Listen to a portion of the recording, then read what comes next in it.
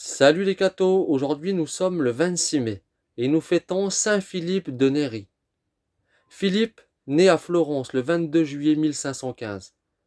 Dès son enfance, on l'appelait le bon petit Philippe, tant il était bon, doux et aimable.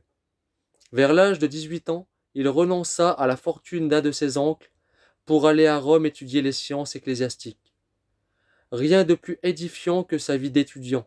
Pauvreté, mortification, prière, travail, silence, vie cachée, habitaient sa modeste cellule. Après plusieurs années d'études, opiniâtre dans les universités, il travailla seul quelques années encore, dans le silence et la solitude. Et quand, devenu prêtre par obéissance, il commença à se livrer au ministère des âmes, son esprit facile et profond avait acquis une science fort remarquable.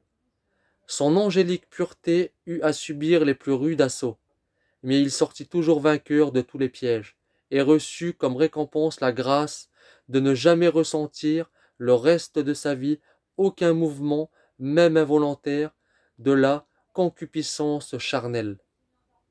Un jour, Philippe fut tellement embrasé de l'amour de Dieu que deux de ses côtes se rompirent pour donner plus de liberté à ses élans séraphiques.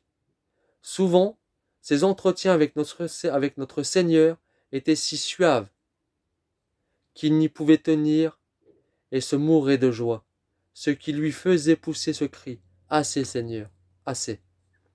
Philippe visitait les hôpitaux, soignait les malades, assistait et instruisait les pauvres, passait de longues nuits dans la prière aux catacombes sur le tombeau des martyrs. Partout et en toute occasion, il cherchait à gagner des âmes à Dieu. Il aimait surtout les jeunes gens. Il les attendait à la sortie des écoles, se mêlait à leur rang et conversait avec eux. Il les abordait sur les places publiques, les cherchait jusque dans les ateliers et les magasins. On confessait une multitude.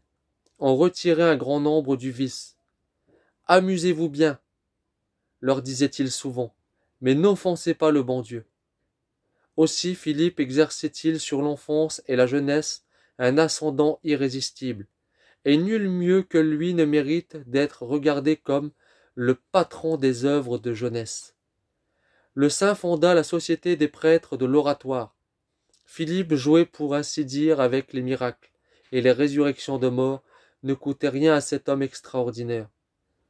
Il se regardait, malgré tout, comme le plus grand des pécheurs, et disait souvent à Dieu, « Seigneur, défiez-vous de moi, car j'ai peur de vous trahir. » Philippe mourut à l'âge de 80 ans, le 26 mai 1595.